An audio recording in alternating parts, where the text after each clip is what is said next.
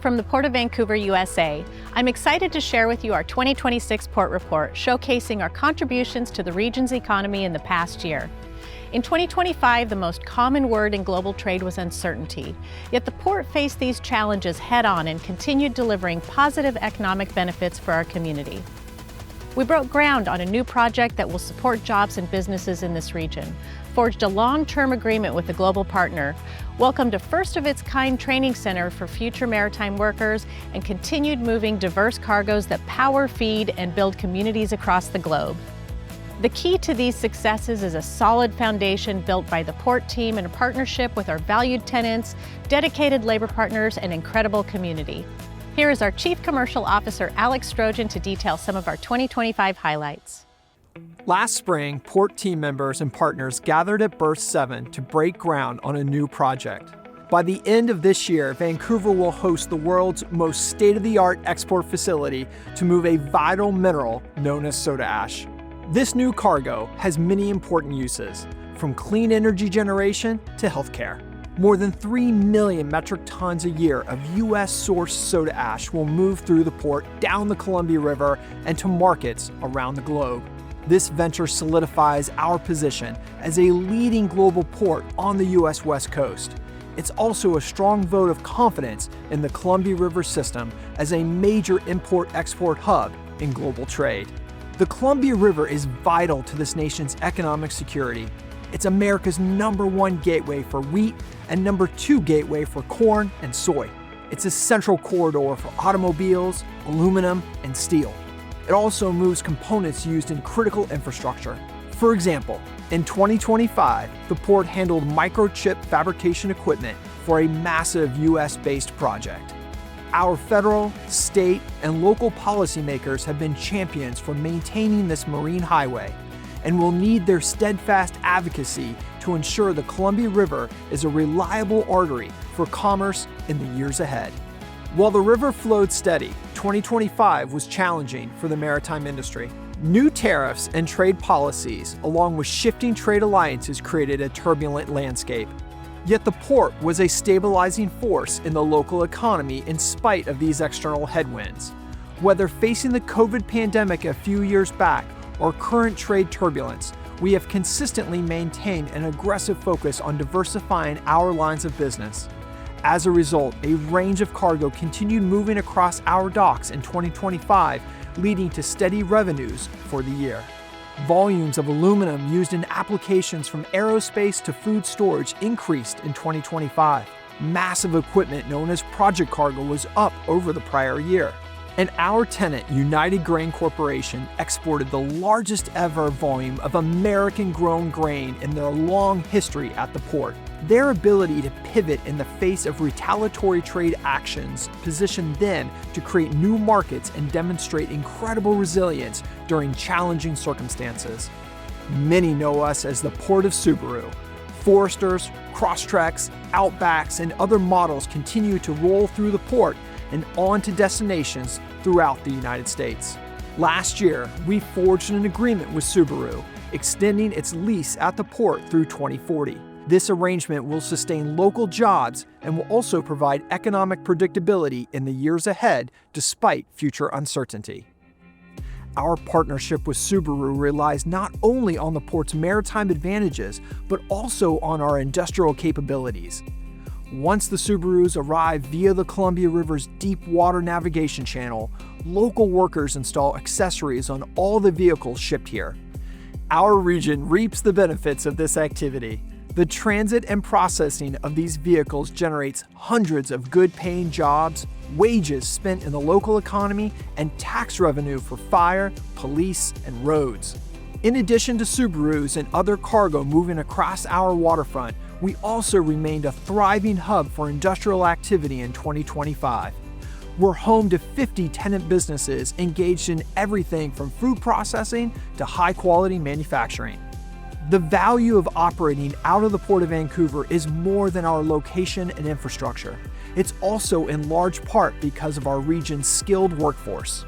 And whether it's moving Subarus, piloting ships, or handling cargo, port businesses will need a strong workforce in the coming years. The Port has made it our mission to ensure the local workforce has the training and experience to meet employers' needs in the decades ahead. In pursuit of that mission, last fall, we welcomed a first-of-its-kind maritime training program for high school students in our region. Cascadia Technical Academy is a very unique school that runs through the Evergreen School District. The overarching purpose of Cascadia is to get students ready to enter industry and to move them forward in scholarships in any way that we can move them in the direction they want to go. The maritime program is specific to this area. There's an absolute need in this region for maritime employees.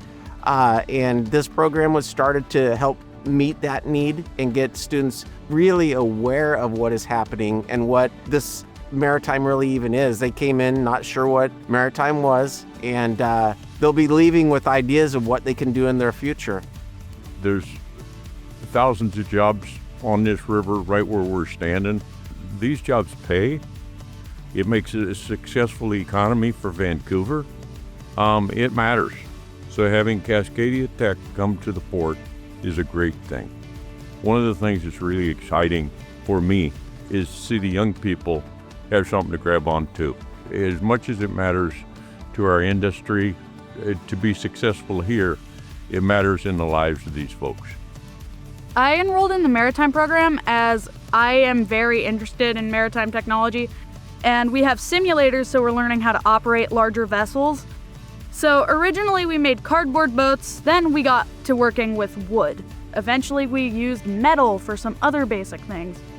We then started doing electrical on the vessels, and then we're eventually going to get to see if they float or sink. That is honestly one of the best assignments we've done thus far.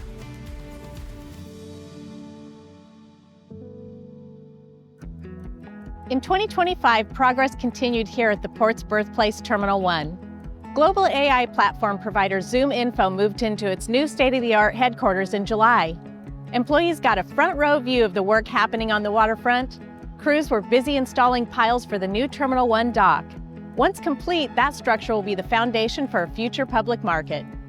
In the coming years, ZoomInfo employees, waterfront residents, and visitors will be able to wander across the street and enjoy lunch while sitting over the Columbia River. Another newcomer to Terminal 1 in 2025 was the Aqua Gallery, featuring impressive offerings from local artists.